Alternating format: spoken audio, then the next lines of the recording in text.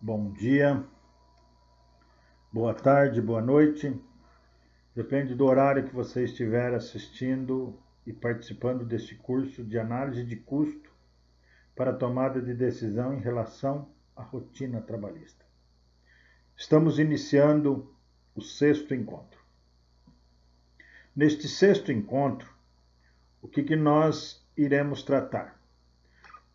Novamente, nós iremos falar sobre rotinas trabalhistas de acordo com a lei da consolidação das leis dos trabalhos. Ou seja, nós estávamos respondendo os questionamentos, agora nós vamos fazer um segmento das normas e da metodologia para desenvolver essencialmente uma rotina trabalhista. Então vocês vão ter um norte em relação a isso. A CLT é um compêndio no qual estão relacionadas as normas que regulamentam as relações trabalhistas, seja no âmbito individual ou coletivo. E para isso, o que nós precisamos? Nós precisamos ter responsabilidade para o envolvimento nesta prestação de serviço e no pagamento. Empregador e empregado são também considerados empregadores para fins de relações de emprego, os profissionais liberais, instituições beneficentes, as associações recreativas e outras sem fins lucrativos, porque admite trabalhadores ou como empregados. De outro lado, é considerado empregado toda pessoa física prestadora de serviço a empregador, estando sob sua dependência mediante o pagamento de um salário e de uma remuneração. E nós temos a necessidade e a obrigatoriedade do registro de emprego. Em todas as atividades é obrigatório o registro de emprego. Em livros e fichas, hoje no sistema, hoje todo informatizado no sistema, sendo extensivas aos empregados rurais também e empregados domésticas também. Este livro ou ficha deve ser autenticado na Delegacia Regional do Trabalho dentro de 30 dias, contando na data comprovadamente a empresa se tornou empregadora. Hoje, com o sistema informatizado, é tudo encaminhado via expedição de informações para os órgãos competentes e assim já se homologa o registro do trabalhador. Você observa bem, um trabalhador, ele no momento que ele é admitido para exercer as suas funções, em hipótese alguma, ele pode estar dessa maneira. Porque se ele estiver dessa maneira, automaticamente será desligado das suas funções. Então, é por isso que se efetua todo o registro para existir um comprometimento dos dois lados. O comprometimento do empregador em efetuar o pagamento do salário ao trabalhador e o trabalhador obrigatoriamente se comprometer em exercer a sua função com qualidade, desempenho e ações perante as suas normas que foram executadas para serem realizadas. O descanso semanal remunerado, por isso mesmo que tem o descanso semanal remunerado, para não haver aquilo, para o trabalhador não ter que descansar no serviço. Ou seja, ele tem o descanso semanal remunerado, a qual ele recebe pelo seu desempenho na semana. Também, caso ele perca o seu salário, o seu dia de trabalho, na semana, o que acontece? Obrigatoriamente, o descanso semanal remunerado terá que ser descontado do trabalhador. Então, um dia de trabalho não apresentando recursos em relação à sua falta, ou seja, não sendo compensada a sua falta, ele perderá o dia do trabalho mais um dia do descanso semanal remunerado. Por quê? Porque o descanso semanal remunerado já é pago dentro da carga horária de salário. Caso ele perca 2, 3, 4 dias na semana, ele só irá perder um descanso semanal remunerado. O reflexo das horas extras no DSR, vocês podem observar que o trabalhador ele recebe as horas normais, mas também, se ele fizer horas extras, se ele tiver comissão, se ele tiver adicional noturno, ele terá o direito de receber esse reflexo de horas extras no descanso semanal remunerado. Da mesma maneira que se desconta, também se paga se ele, porventura, desenvolver suas ações. Vocês podem ver a fórmula do descanso semanal remunerado, que é comissão mais horas extras, mais adicional noturno, mais alguma ação que equivale como remuneração, vezes os dias não úteis dividido pelos dias úteis. Então, vamos dizer, um mês de 30 dias, dentro dos 30 dias temos 25 dias trabalhados e 5 dias descansados, descanso semanal remunerado. Essas variáveis, comissão, horas extras, adicional noturno, tudo terá que ser remunerado para o trabalhador não ter prejuízo na sua remuneração. Olha bem, esse trabalhador, ele está no seu descanso semanal remunerado dentro do serviço. Erradamente, porque ele não é lugar para estar lendo, para estar fazendo ações que não deseja o seu comprometimento perante a empresa. Olha bem, o telefone tocando, computador desligado e ele fazendo uma leitura em horário impróprio. Por isso mesmo que se paga o descanso semanal remunerado, para que esse trabalhador não exerça essa ação no seu dia a dia de trabalho. O trabalhador também tem direito ao salário família. É devido ao segurado, empregado em atividade, exceto ao doméstico, que hoje também se paga ao doméstico, aos aposentados em geral, o direito de receber o salário família. Como está dizendo ali, em 2020 houve uma mudança em relação à forma. Hoje só tem uma faixa para se pagar o salário contribuição do salário família, que é até R$ 1.425,56. Essa pessoa tem direito a receber R$ 48,62 por filhos menores de 14 anos de idade ou inválido de qualquer idade. Então, vocês podem observar que a partir de 1º de janeiro de 2020 houve algumas mudanças. Então, o que aconteceu? Aquela informação de cima do decreto 611/92 da Previdência foi mudado e em 2020 a partir do dia 1º de janeiro. Então, você que tem alguma dúvida, então está aí as mudanças e as apresentações para suas ações rotineiras no seu trabalho de rotina trabalhista. Você observa bem, o salário família, ele é pago para essas pessoas estar feliz para comprovar e comprometer esse pagamento em alguma coisa, desde que o valor não é tão significante, mas a lei diz claramente que o salário família é para fazer com que os pais tenham condições de pagar o transporte para a escola, a roupa para a escola, o material escolar, então tudo isso e algum lazer para as crianças. Então vocês observam bem que a legislação, o que consta na Constituição é muito bonito, desde que se pagasse o valor realmente suficiente para essas ações. Mas o valor é mínimo, que não consegue realizar qualquer pagamento, mas ajuda sim e é benéfico, desde que existe um salário família na lei e é cumprido. A folha de pagamento. Nós temos na folha de pagamento duas informações, salário e remuneração. Muitas pessoas têm dúvida do que é salário e do que é remuneração. Salário, pessoal, é o valor pago pelo empregador em contraprestação ao serviço executado pelo empregado.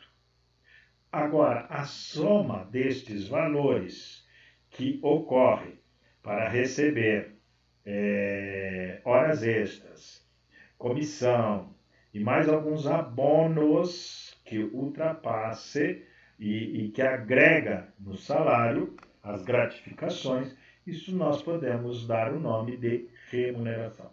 Por isso que se chama salários e remunerações ou salários e ordenados. Por causa disso, o salário é o valor bruto do salário que foi contratado. O que ultrapassar os adicionais, as gratificações, são remunerações ou são ordenados. Nós temos os tipos de salários. Nós temos o salário mínimo, que é a contraprestação mínima a ser pago ao empregado por uma jornada normal de trabalho. O valor do salário mínimo é divulgado periodicamente através de leis federais. Nós temos o piso salarial, o salário normativo, instituído através de convenção coletiva de trabalho, após acordo entre sindicatos patronais e sindicatos de trabalhadores. Nós temos o salário mínimo profissional, é a contraprestação devida a profissionais. Por exemplo, aos médicos são devidos 3 salários mínimos por 4 horas de trabalho diárias, então são salários mínimos profissionais. Nós temos o salário in natura, compreende a alimentação, habitação, vestuário ou outras prestações in natura que a empresa, por força do contrato ou do costume, fornecer habitualmente ao empregado. Nós temos o salário fixo, é a contraprestação acordada pelas partes que não sofre variações. Salário variável é geralmente a contraprestação devida aos empregados, comissionistas, cujo contrato de trabalho prevê um percentual sobre as vendas concretizadas. Assim, seu salário irá variar de acordo com suas vendas, de acordo com suas ações realizadas no seu trabalho. Existe o salário misto, é a contraprestação composta de salário variável, ou seja, o salário mais as comissões. Não serão considerados salários os vestuários, equipamentos e outros acessórios, luvas, aventais, fornecidos ao empregado e utilizado ao local de trabalho para prestação de serviço. O pagamento do salário. Qualquer que seja a modalidade do trabalho, o pagamento do salário não deve ser estipulado por período superior a 1 mês, salvo no caso de comissões, percentagens e gratificações. O pagamento deverá ser feito até o 5º dia útil de cada mês posterior à prestação de serviço.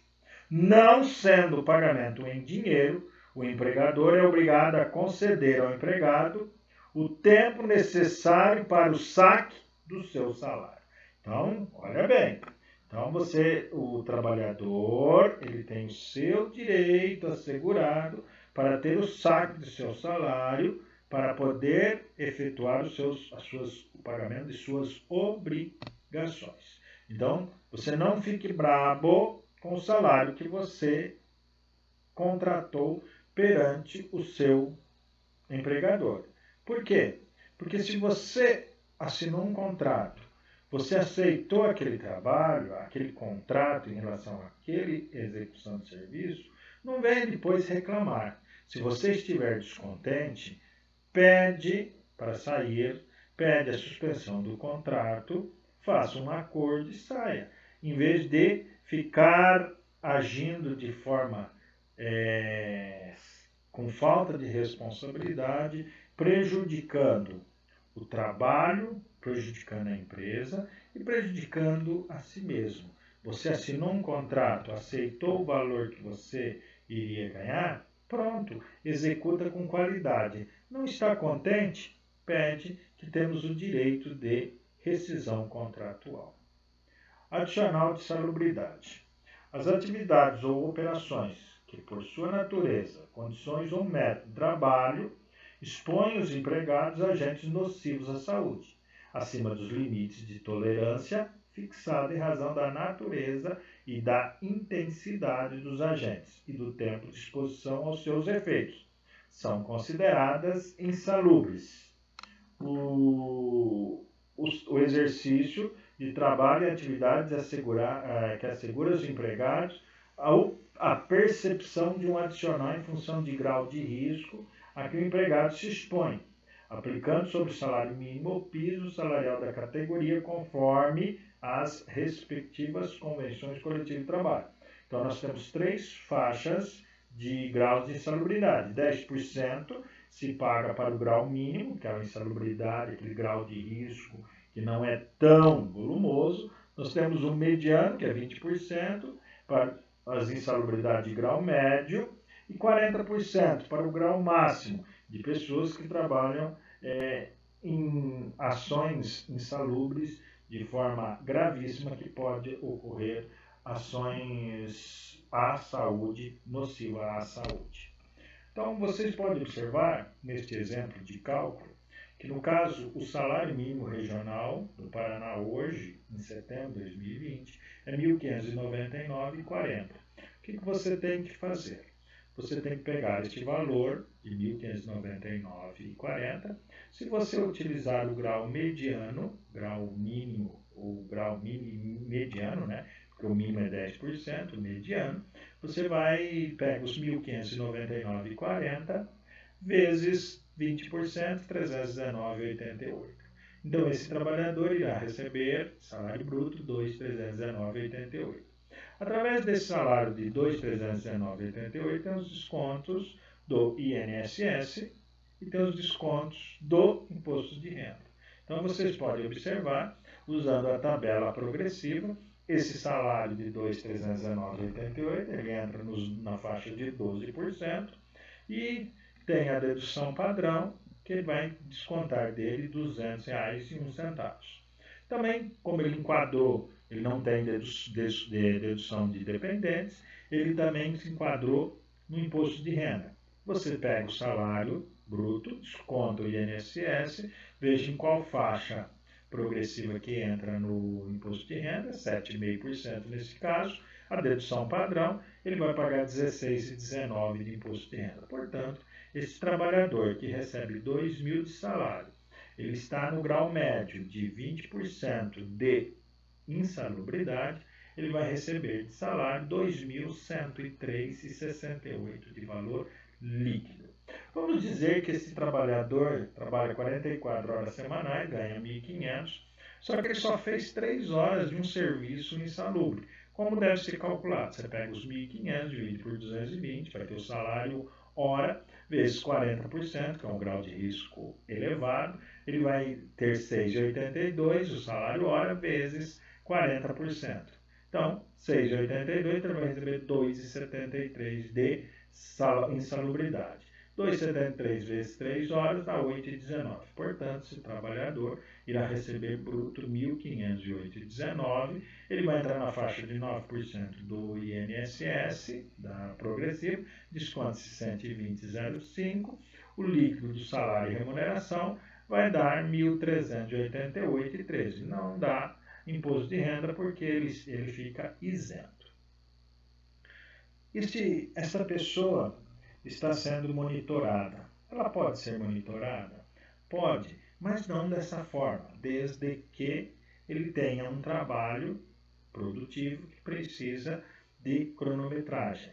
Então, aí aceita. Agora, num trabalho de escritório, uma pessoa ficar cronometrando, verificando o que você está fazendo, é imoral. Não é legal fazer uma coisa dessa, porque você restringe, você coloca o trabalhador em uma maneira de imposição indevida. Então, avalie a rotina de trabalho, como você trabalha com o seu trabalhador, com seu empregado, e exerça as funções da melhor maneira. Por isso que existe o contrato de trabalho, conforme já foi falado. O contrato de trabalho é para fins de: não gostou do trabalhador? Demita. O trabalhador não gostou do que está executando o serviço? Pede demissão e gradativamente cuida-se das suas ações. Adicional de periculosidade. São consideradas atividades ou operações perigosas aquelas que por natureza ou método de trabalho impliquem contato permanente do trabalhador com inflamáveis ou explosivos. O trabalhador que recebe periculosidade, ele tem o direito de receber 30% do salário a qual ele é remunerado. Você pode observar aqui que, supomos que esse funcionário aqui gerou seu salário ordenados de bruto salário de 3.000. Horas extras 491, horas extras de 100%, 245, DSR 176. Total 3.913,33. Ele terá o direito deste salário de ordenados 30%, que vai dar 1.174. Portanto, esse trabalhador ele terá um salário bruto de 5.105,33. Por quê? As horas extras e os DSR têm o direito de enquadrar a hora de periculosidade. Portanto, sobre esse trabalhador que vai receber 5.105, ele tem o INSS, que ele vai entrar na faixa de 14%, ele tem o imposto de renda, que ele vai entrar na faixa de 22,5%, portanto, o seu salário líquido é de R$ 4.148,16. Portanto, cuidado com as ações de periculosidade. Você muitas vezes está tão nervoso, você quer estragar um bem da empresa. Pensa bem, é um ato perigoso, porque você pode ter um choque, mas você não irá receber essa periculosidade, porque você não é uma função de periculosidade, você que está se propondo a ser perigoso. Outra coisa, se você foi contratado pela empresa para exercer as suas funções, cuida dos bens da empresa, porque neste momento você é responsável pelo bem que você está executando e que você está trabalhando. O exercício do trabalho em condições perigosas assegura emprego adicional de 30%, conforme explicado anteriormente. O trabalho noturno, pessoal. O trabalho noturno, considera-se trabalho noturno aquele executado no horário das 22 horas às 5 horas do dia seguinte. Portanto, esse trabalhador ele terá o direito de receber, conforme a Constituição diz, conforme a CLT diz, que ele tem o direito de receber um adicional de 20% a mais do seu salário, porque a hora noturna corresponde a 52 minutos e 30 segundos, que é das 22 horas às 5 horas do dia seguinte. O adicional noturno, ele tem essa redução, porque é um horário diferenciado que você executa, que você trabalha. Então, portanto, avalie bem, desenvolva, paga suas ações necessárias para o seu trabalhador, e o seu trabalhador receba e aceite o que foi prefixado em contrato, que foi identificado no contrato, aceite, se tiver descontente, faça as suas ações reais, busque os seus recursos ou peça demissão e ajuste. A empresa tem que cumprir gradativamente essas ações a qual se propõe a desenvolver.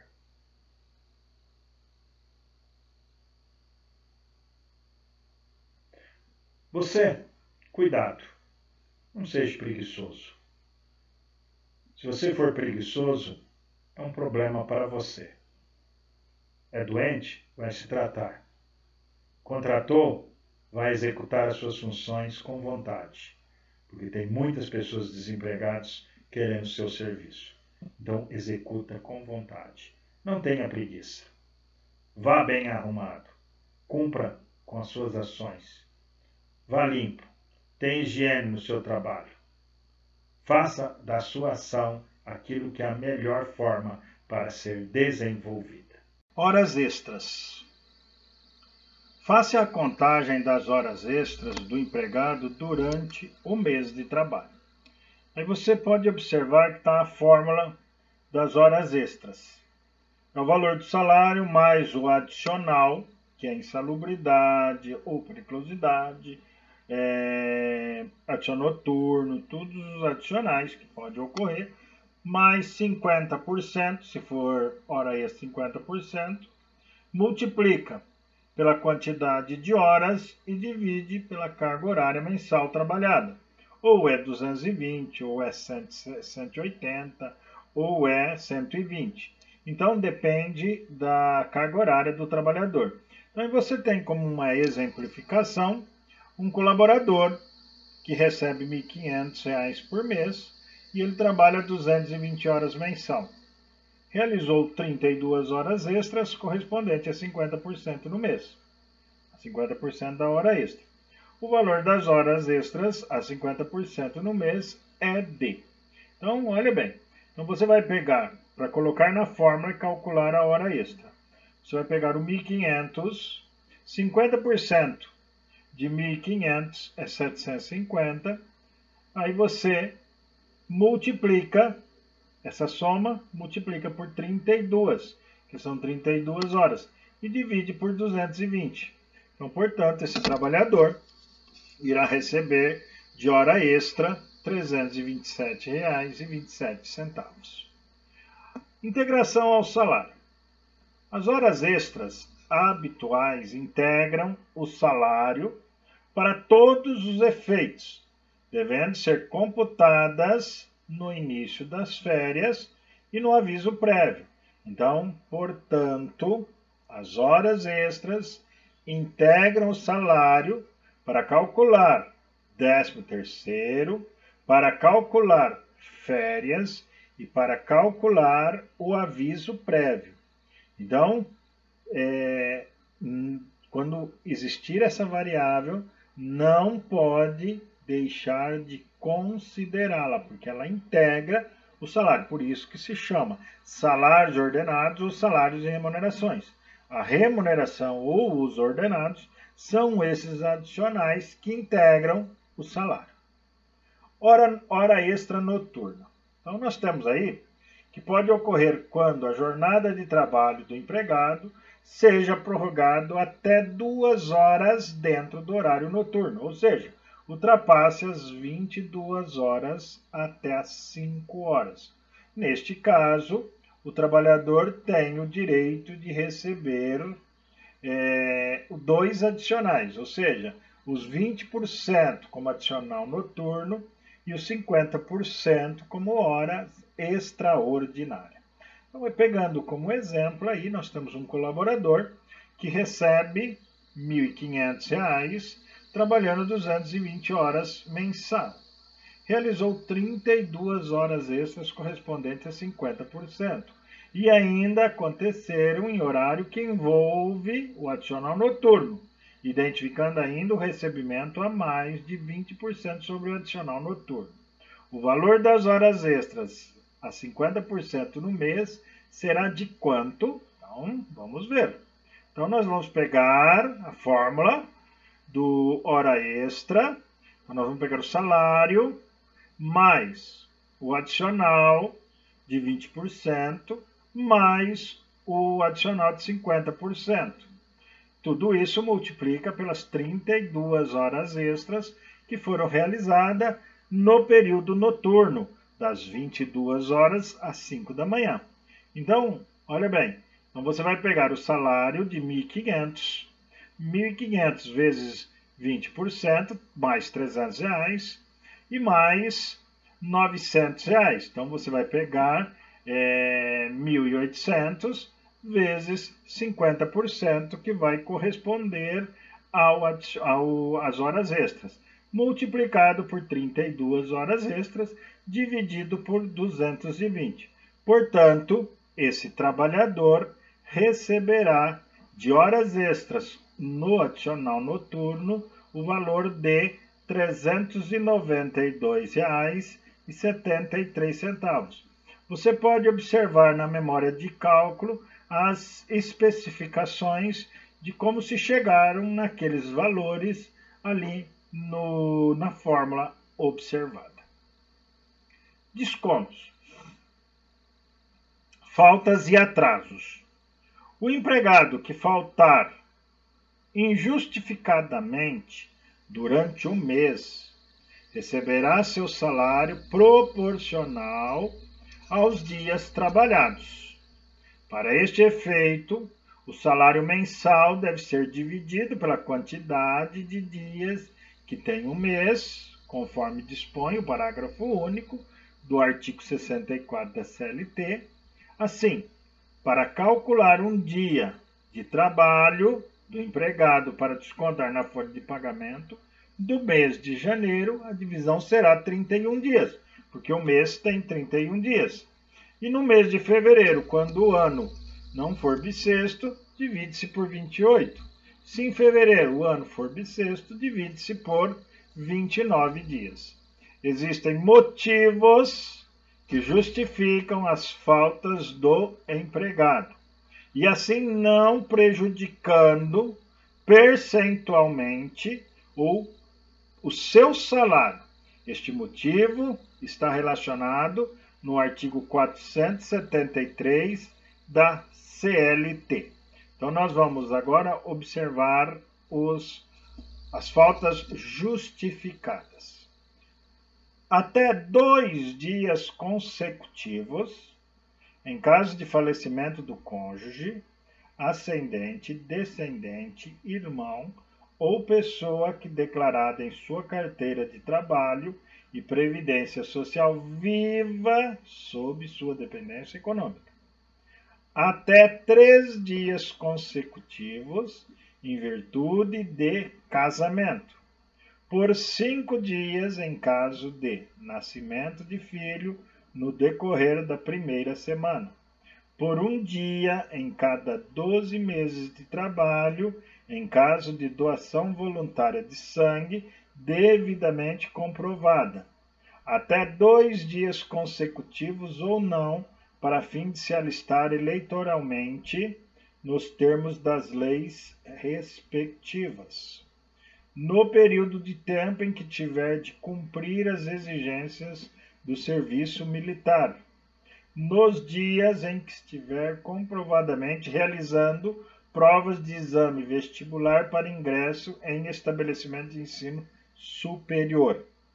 As faltas do empregado por motivo de doença também são justificadas. No entanto, este afastamento deve ser comprovado através de atestado médico. Será descontado dos empregados o dia de faltas, uma vez que estas não forem justificadas. Cálculo sobre um dia de trabalho com adicionais.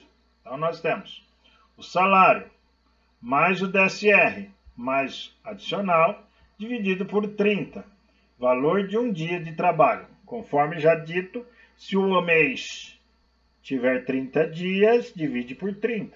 Se o mês tiver 31 dias, divide por 31. Se o mês tiver 28 dias, divide por 28. E se o mês tiver 29 dias, divide por 29.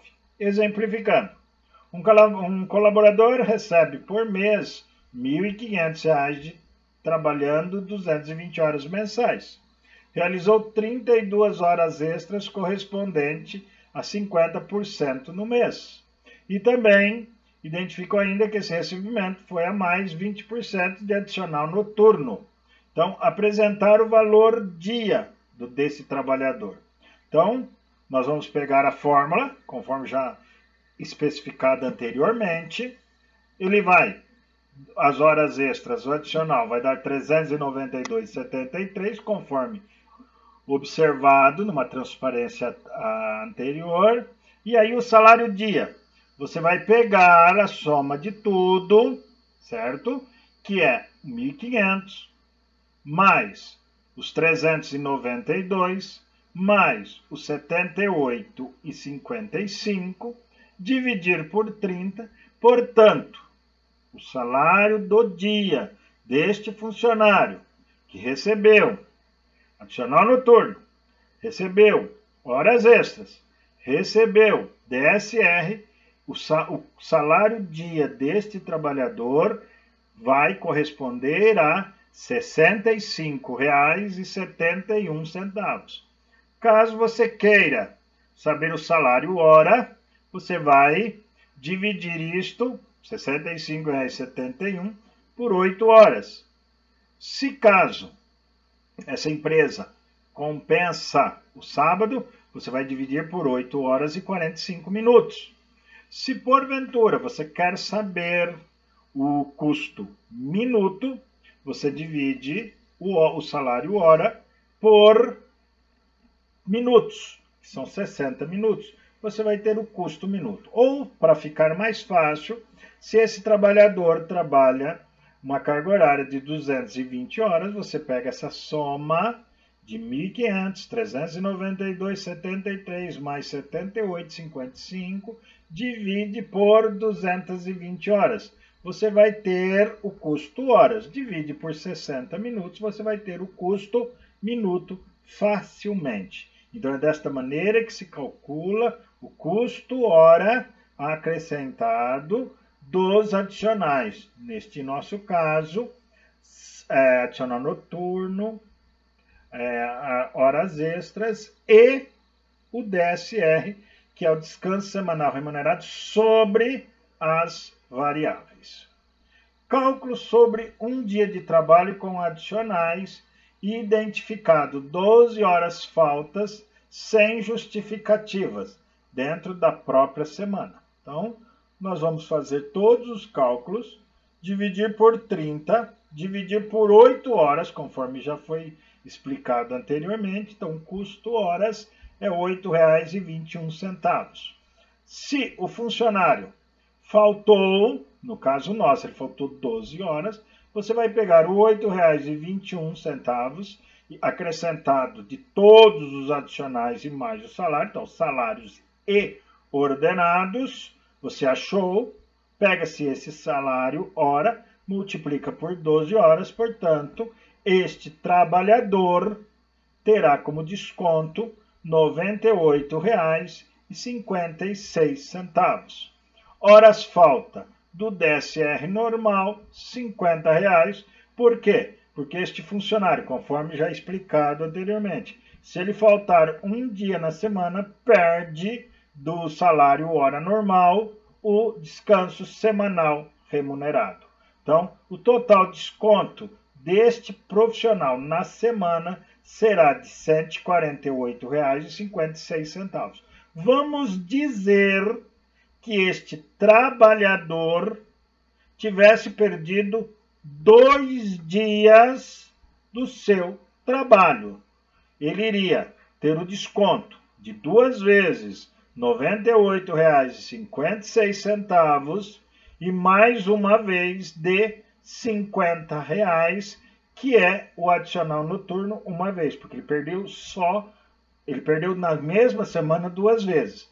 Agora vamos dizer, se ele perdesse um dia de uma semana, outro dia de outra semana, ele iria perder R$ 98,56 em uma semana, R$ 98,56 na outra semana, e ele iria perder 2 DSR, descanso semanal remunerado. Por quê? Porque perdeu numa semana e perdeu na outra semana. Então, você vai perder 2 adicional noturno. Desculpa, 2 de descanso semanal remunerado, porque você faltou em 2 dias de semanas diferentes. Então, guardem isso na cabeça. Adiantamento de salário ocorre quando, por força de norma coletiva de trabalho, por liberdade do empregador ou em decorrência do contrato de trabalho, o empregador adianta uma parcela do salário mensal de seus empregados antes do vencimento do pagamento normalmente, no 15º dia útil do mês, ou não tem útil, 15º dia do mês. Os adiantamentos de salário são de até 40% descontados em folha de pagamento. O Vale Transporte. Nos termos da lei, poderá ser descontado até 6% sobre o salário base do empregado, caso ultrapasse o valor total do Vale Transporte será descontado o menor valor do empregado. O empregador participará dos gastos de deslocamento do trabalhador com ajuda de custo equivalente à parcela que exceder a 6% de seu salário base. O empregado que receber somente comissão terá descontado o vale-transporte sobre o valor recebido no mês. Então, nós temos aí um exemplo de um funcionário que ele recebe por mês R$ 1.500. O vale-transporte a ser descontado será de R$ 90, ou seja, 1.500 vezes 6%. Se essa pessoa paga 200 de vale-transporte, portanto, a empresa terá como cobrir esse transporte de R$ 110. Opção que compensa solicitar o vale-transporte. Enquanto que, se um funcionário receber por mês R$ 4.000 de vale-transporte, vai ter que ser descontado R$ 240. Esse valor a ser descontado é superior ao que gastaria com o transporte. Neste caso, não seria vantajoso para o profissional, para o trabalhador. Contribuição previdenciárias. Todas as empresas precisam reter o INSS do trabalhador através de uma tabela da Previdência Social que foi aprovada governamentalmente em relação ao seu salário nominal registrado, mais os aumentos, mais os adicionais e menos as faltas. Vai ter que ser recolhido um INSS para o Instituto Nacional de Seguridade Social, que dá direito ao trabalhador receber aposentadoria, auxílio-doença, auxílio-acidente de trabalho e qualquer outra, salário maternidade. Então, todos esses benefícios que são distribuídos ao trabalhador que recolhe o INSS. Só que é responsabilidade da empresa descontar do trabalhador e recolher para o governo. Caso o empregador desconta do trabalhador e não recolhe, ele está praticando ato ilícito e ele vai responder judicialmente por este fato. Ou seja, ele está se apropriando de algo que não é dele e não está repassando para o órgão de origem que deveria receber este valor. Então, você que trabalha em alguma empresa e você está sabendo que a administração dessa empresa está fazendo isto, alerte ela que ela poderá responder processo judicialmente por apropriação em débito de algo que não é devido para consigo mesmo, tá bom?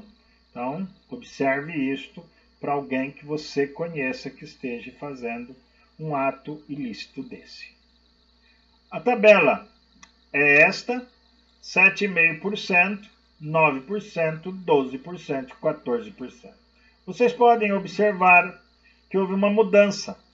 A partir do dia 1º de janeiro de 2020, com a reforma da Previdência, houve mudança no sistema de cálculo do INSS. Então, vocês podem também observar que o patamar da alíquota efetiva é de aproximadamente 11,69, para quem recebe o teto ou acima do teto da Previdência e recolhe R$ 713,08. Veja como fica esse cálculo. Então, nós temos a primeira faixa, no caso, esse funcionário ganha R$ 1.500, ele se enquadra na segunda faixa. Você tem que calcular duas faixas. A primeira faixa salarial, 1.045 vezes 7,5%, 78,37. Você pega a segunda faixa, 1.500 menos, que é o salário de 1.500 bruto, menos o 1.045, você já calculou, entra na segunda faixa, que é 9%, vezes 9%, que dá 40,95. Total a recolher, soma-se as duas faixas, 119,32. Com este resultado, é possível calcular a alíquota efetiva, que se encontra em cerca de 7,95. Por quê?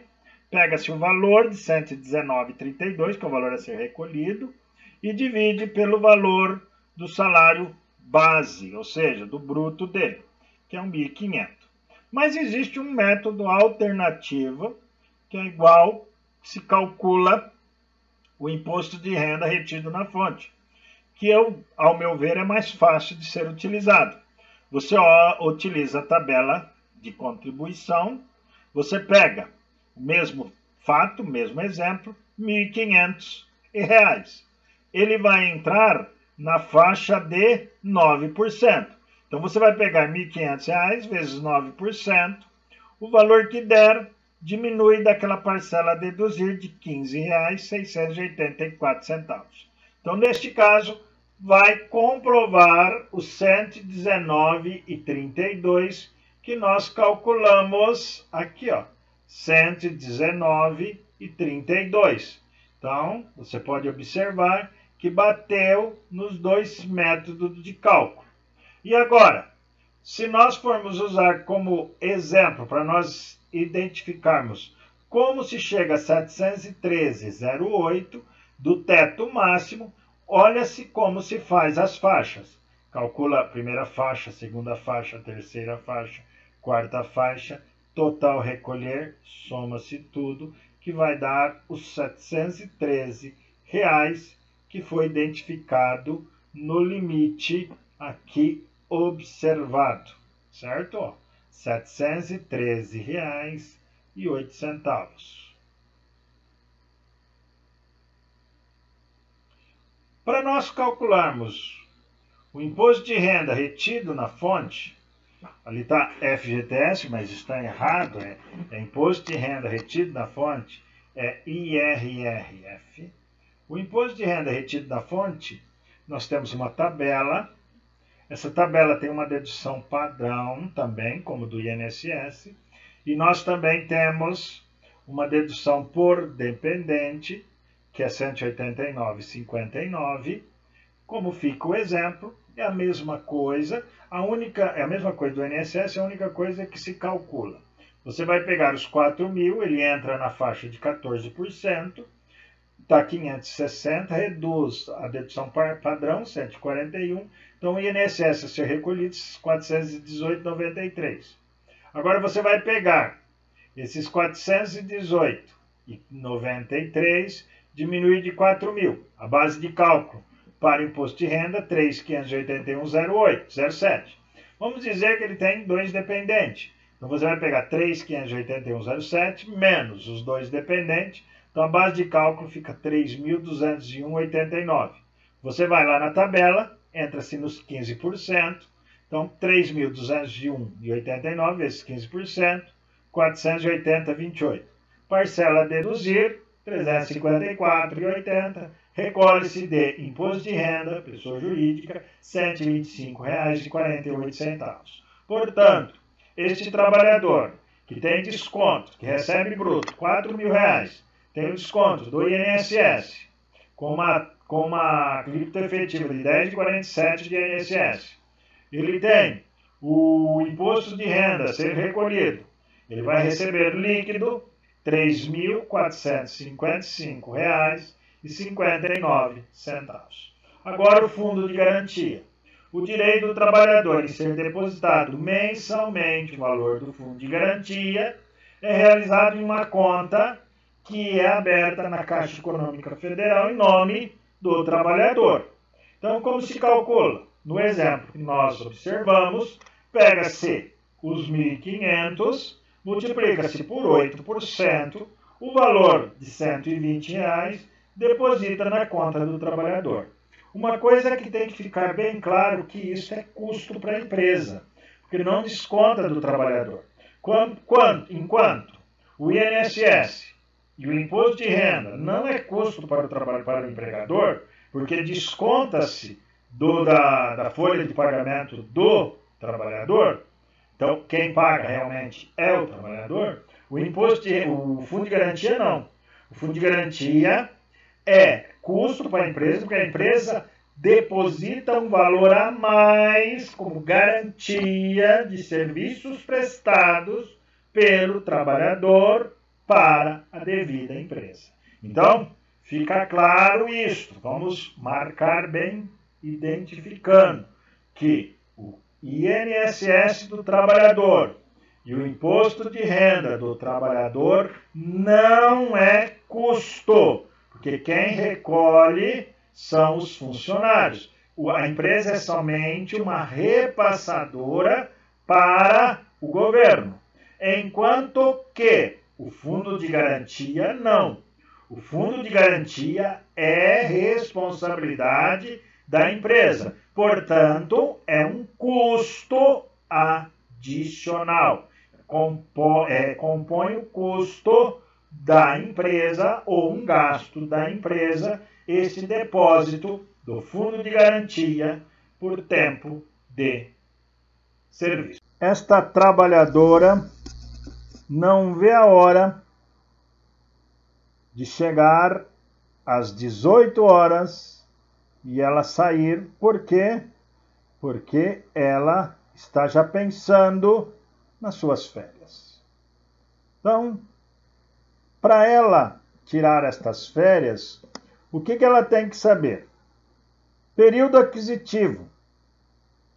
Após cada período de 12 meses de trabalho, o empregado adquire o direito às férias. Período concessivo. São os 12 meses subsequentes ao período aquisitivo. Neste período, o empregado terá que entrar em férias. Comunicação. O empregado deverá ser notificado por escrito com antecedência mínima de 30 dias. Pagamento deve ser feito até 2 dias antes do início da concessão das férias. Quando que uma empresa tem que pagar férias em dobro? Ocorre quando o empregador não concede as férias dentro do período concessivo. Período aquisitivo, 5/10 a 14/10 do ano seguinte. Período concessivo, 15/10 do ano e a 14/10 do ano seguinte. Os dias de férias que ultrapassarem o período concessivo deverão ser pagos em dobro, ou seja, vai pagar o dobro do que ele tinha direito. Então, no caso, já tinha uma vencida, venceu a segunda, vai pagar em dobro, então ele vai ter que receber 3 férias consecutivas por a empresa ter descuidado e ter deixado seu período aquisitivo vencer o concessivo, vencer o outro que é subsequente ao seu direito, a qual ele não recebeu de férias esse devido funcionário. Férias coletivas poderão ser concedidas a todos os empregados de determinados estabelecimentos ou setores da empresa. Neste caso, poderão ser gozados em 2 períodos anuais, desde que nenhum deles seja inferior a 10 dias corridos. O empregador comunicará ao Ministério do Trabalho, com antecedência mínima de 15 dias, as datas de início e fim das férias, informando quais os estabelecimentos ou setores abrangidos pela medida e, nessa mesma data, deve enviar cópia ao sindicato da categoria profissional. É necessário afixar avisos no local de trabalho. Salário variável. Comissionista. Para pagar 2 meses que antecedem a sua concessão. Abono de férias. É facultado ao empregado converter 1/3 das férias em dinheiro, desde que seja requerido 15 dias antes do término do período aquisitivo. Tratando-se de férias coletivas, a conversão será objeto de acordo entre o empregador e o sindicato representativo da respectiva categoria profissional, independente de requerimento individual de cada empregado. Pagamento de 1/3 constitucional. A remuneração das férias terá que ser acrescida de pelo menos 1/3 do salário normal.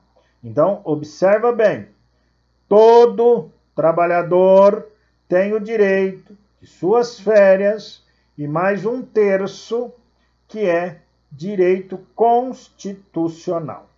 Então, nós vamos aí pegar um exemplo. O valor das férias do empregado é R$3.000.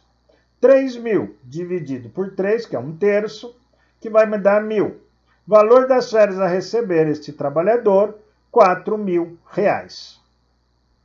Exemplo para as férias com mais 1/3 bruto no valor. 4.000 e com um desconto do INSS. Alíquota correspondente, 4.000 vezes 14%, parcela a deduzir, 560, tudo certinho, desconto para 2 dependentes. Constando a tabela, vemos que a base de cálculo se enquadra na segunda linha, alíquota de 3.200 vezes 15%. Ao final, podemos calcular o salário líquido subtraído a contribuição do INSS, o desconto do IR, neste caso, um valor de R$ 3.455,59. Então, se vocês observarem, o salário deste funcionário que tirou férias, R$4.000, ele tem que pagar o INSS, ele tem que pagar o imposto de renda, que está aí todo calculado, né? Que foi o valor das férias mais 1/3, que deu o valor bruto de R$4.000. E sobre esses R$4.000, não pode deixar de esquecer que tem que recolher 8% do fundo de garantia, que é direito do trabalhador. Porque se ele está tirando férias, seria um dia de trabalho, seria um mês de trabalho.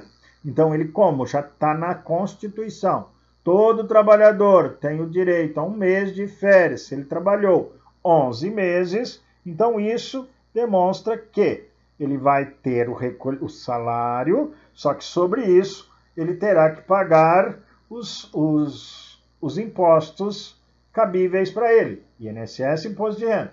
E a empresa ainda tem a obrigação de recolher o fundo de garantia sobre este valor, que então vira custo ou gasto para a empresa, este fundo de garantia que tem que compor o custo para formar o preço dos produtos ou o custo da empresa. As férias proporcionais. Demitido após 12 meses de serviço, desde que não tenha sido demitido por justa causa, tem o direito na proporção de 1/12 por mês de serviço em fração superior a 14 dias de trabalho. Demitido antes de 12 meses de serviço, quando ocorrer dispensa sem justa causa ou o contrato por prazo determinado se extinguir, receberá 1/12 por mês de trabalho. Pedido de demissão após 1 ano de serviço tem direito na proporção de 1/12 por mês de serviço. Então, essas são as férias proporcionais, a qual o trabalhador tem o seu direito de receber mesmo saindo da empresa, a pedido ou recebido, mas desde que não seja por justa causa. Pedido de demissão antes de 12 meses de serviço tem o direito na proporção de 1/12 por mês de serviço. O pagamento é optativo de acordo com as normas da Organização Internacional do Trabalho. A resolução é optativa porque a lei ainda não está inclusa na CLT, Consolidação das Leis de Trabalho. Mas, para não ter qualquer problemas futuros, paga-se e fica livre deste trabalhador. Integração dos adicionais. As horas extras habituais, adicional noturno, periculosidade e insalubridade serão computadas no cálculo da remuneração das férias. Então, vocês podem ver ali um exemplo levantando todo o salário. Então, esse trabalhador recebeu no primeiro mês 1.500, no segundo mês 1.700, terceiro mês 1.600, quarto mês 1.550 e os demais 8 meses 1.400. Vai dar um total médio de 17.550. Você vai pegar esse valor, dividir por 12, que vai dar 1.462,50, que é o valor médio, porque ele vinha recebendo adicionais, ele é comissionista, e adiciona mais 1/3 da Constituição.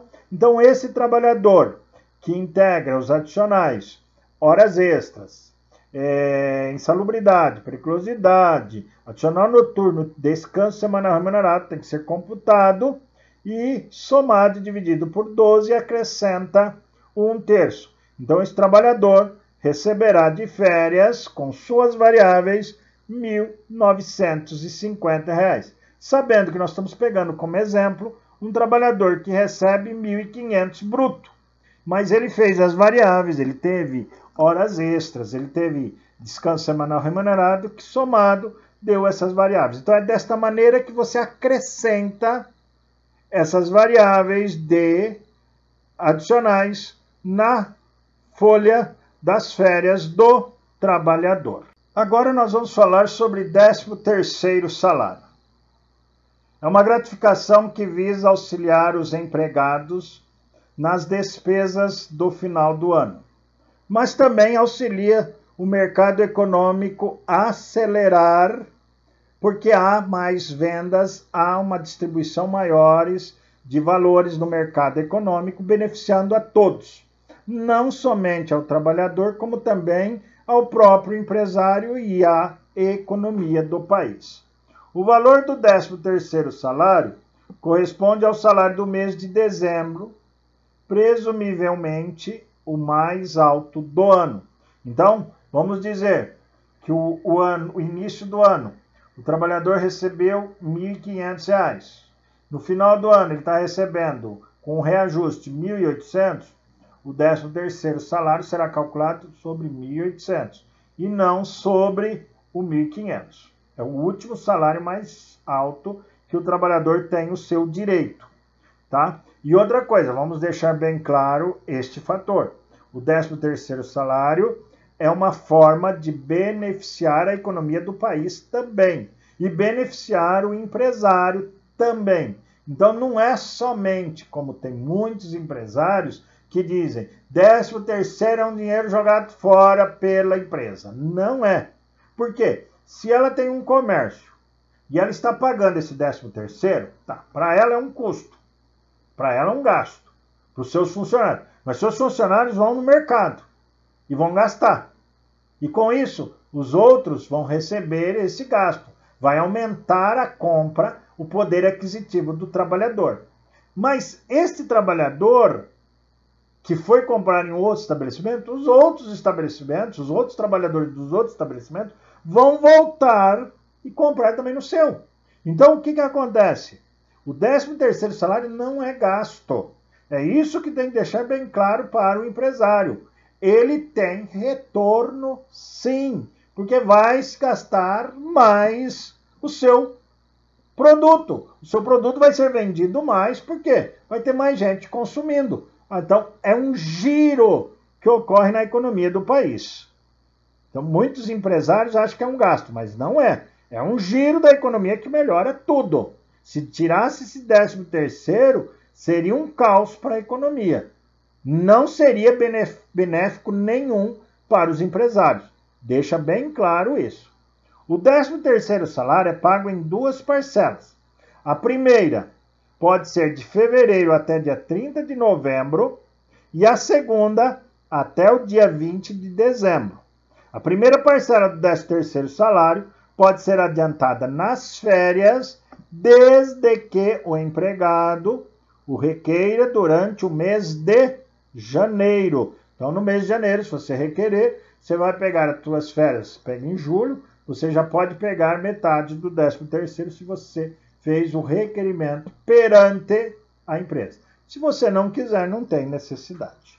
Observação: até o dia 10 de janeiro, o empregador tem prazo para acertar o 13º salário referente à variável do salário empregado, como horas extras, adicional noturno, comissão. O acerto se fará pela média realizada nos meses de janeiro a dezembro do ano anterior. É a mesma forma que se calculou nas férias.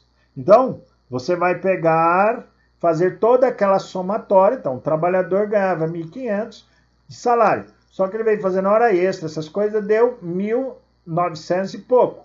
Então, você vai pagar o 13º sobre 1.900. Então, você vai ter que pagar a diferença de R$400 a mais, que representa as variáveis.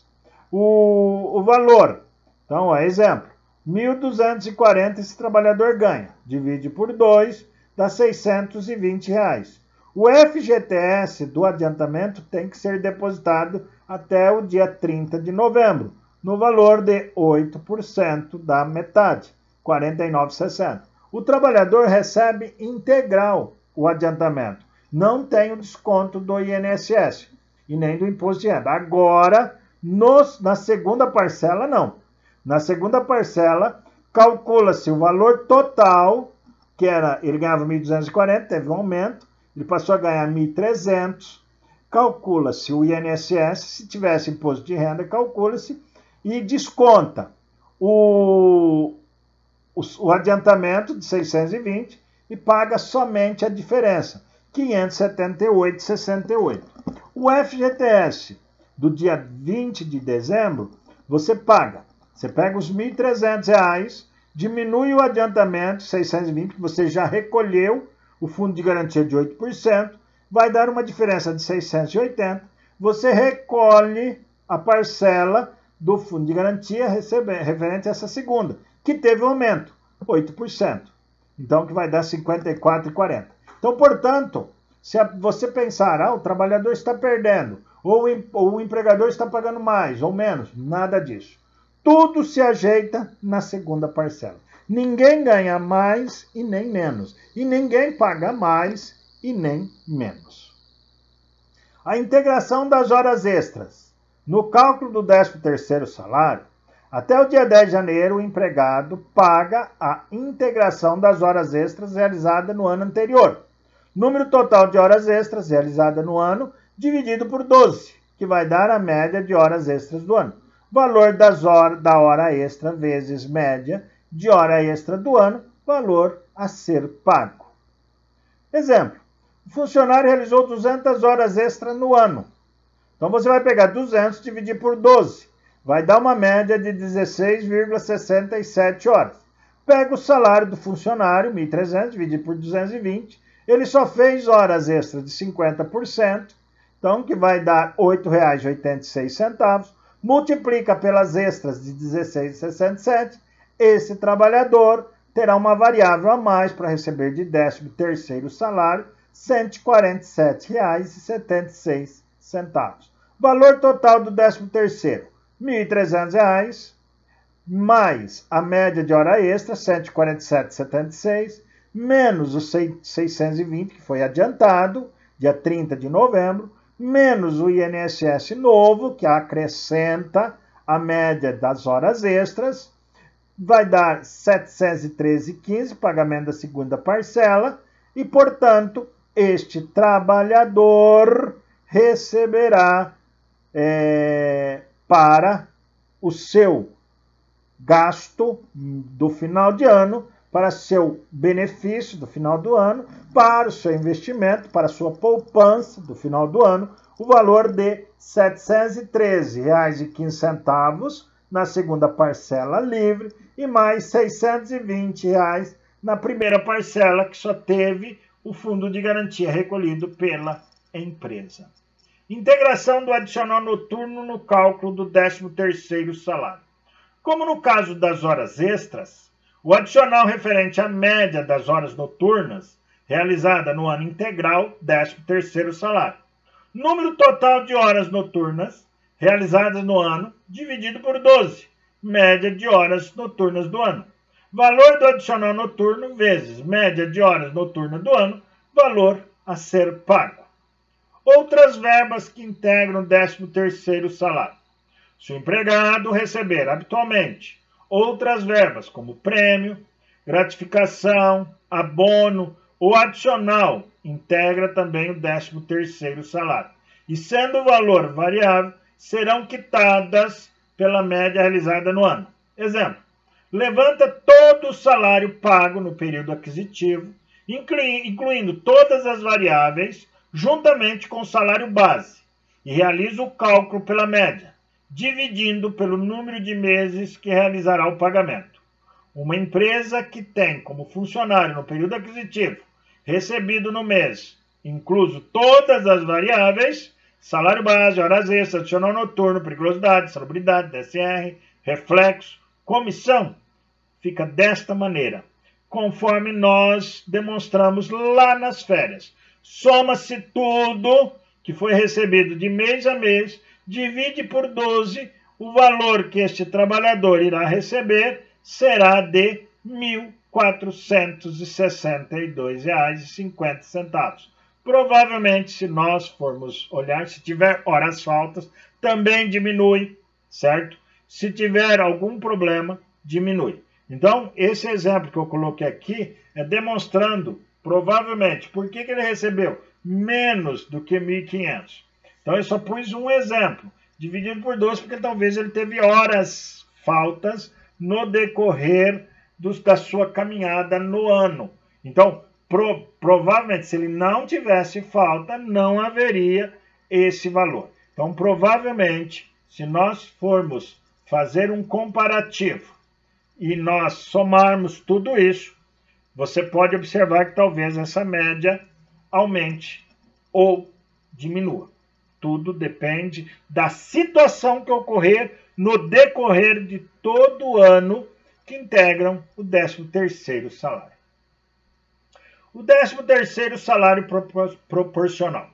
Para os empregados que entram ou saíram da empresa do decurso do ano, tanto a primeira como a segunda parcela serão pagos proporcionalmente aos meses de trabalho. A fração igual ou superior a 15 dias será computada como mês integral. Para o trabalho comissionista, deverá ser feita a média proporcional. Então vamos lá. O trabalhador ganha R$ 1.260, divide por 12, R$ 105 por mês. 105, trabalhou 5 meses, 525, divide por 2, então a primeira parcela vai receber R$ 262,50. Depois, 1.300, divide por 12, R$ 108,33 por mês. Multiplica por 6 meses, porque quando foi o adiantamento, foi em novembro, deu 5. Quando você está fazendo a segunda parcela, já deu 6. Multiplica por 6. Divide, deu 650.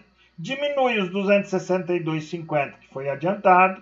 Diminui o INSS sobre o valor de 650. Você pode observar aqui na base de cálculo, que calcula sobre o último salário, sobre o salário bruto, que é correspondente a 6 meses, proporcional. Então, este trabalhador receberá proporcionalmente, na segunda parcela, R$ 344,68. Os encargos. Com exceção do FGTS, os tributos se incidirão na segunda parcela ou na rescisão contratual, como nós falamos. O FGTS, ele é pago na primeira parcela e na segunda parcela sobre o novo salário. Agora, o INSS, o Imposto de Renda, ele é só recolhido pelo total quando é recalculado o 13º salário na segunda parcela. Portanto, chegamos a você. Ser o número 1 da empresa, ser o número 2 da empresa, ou ser o número 3 da empresa. Tudo vai depender das suas ações, a qual você trabalha, que você veio dispondo o seu desempenho em relação ao seu dia a dia de trabalho. Se você for o número 1, você será muito bem visto, muito bem analisado, muito bem interpretado, e você terá chance de continuar na empresa. Se você for o número 2, você é uma pessoa mediana. Pode ser que a empresa continue com você no trabalho. E se você for a terceira, talvez você seja pior funcionário da empresa. Porque se a empresa tiver só 3 funcionários, você é o terceiro na classificação, você é o último. Então, o que dependerá? Dependerá exclusivamente de você. Se você for o número 1, você terá muitas propostas para ir em outras empresas desempenhar a sua função de qualidade. Então analise, para depois você não entrar nesta parte. Ou você entra na rescisão do contrato de trabalho por sua opção, ou por um acordo, ou você entra na rescisão contratual do trabalho por você ser demitido por não ter realizado uma boa atividade do seu dia a dia de trabalho. Então vamos conhecer um pouco da vida de uma rescisão de trabalho. Rescisão e extinção do contrato de trabalho. Quando um contrato vigora por tempo indeterminado, decidindo uma das partes, por manifestação de vontade própria, colocar um ponto final no veículo empregatício, teremos a rescisão. Então, colocar um ponto final no vínculo empregatício, teremos a rescisão. Porém, a rescisão não ocorre apenas em um contrato por tempo indeterminado, pois no contrato por prazo determinado, que não termina o prazo previsto por vontade de uma das partes, ocorrerá também a rescisão. A suspensão, interrupção contratual, é um contrato de trabalho que também merece atenção, para que se possa compreender o sentido que será dado quando do afastamento do empregado durante o aviso prévio. Tais definições são indispensáveis. Assim sendo, teremos na suspensão: não há trabalho, não há salário, não é computado como tempo de serviço. Exemplo, serviço militar. Na interrupção: não há trabalho, há pagamento de salário, é computado como tempo de serviço, 15 primeiros dias de afastamento por doença.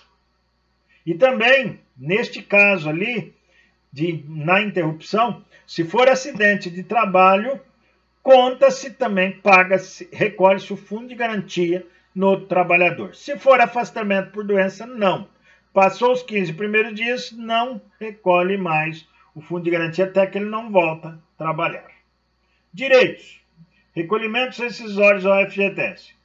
Toda vez que a empresa tiver casos de dispensas, sem justa causa, o trabalhador terá o direito de receber sobre o seu saldo do fundo de garantia 40% depositado na sua conta de FGTS. Então, quando ele for sacar o seu saldo, já saca os 40%, que é um direito dele.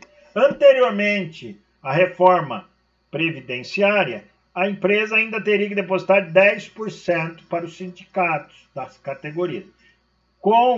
A partir de dia 1º de janeiro de 2020, houve essa reforma previdenciária, tiraram esse custo do empresário. Então, isso foi uma retirada de custo, com certeza.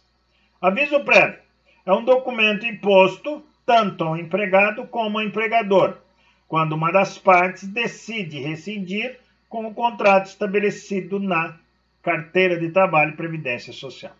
Aviso prévio do empregado para o empregador. O empregado deverá informar com 30 dias de antecedência sua decisão.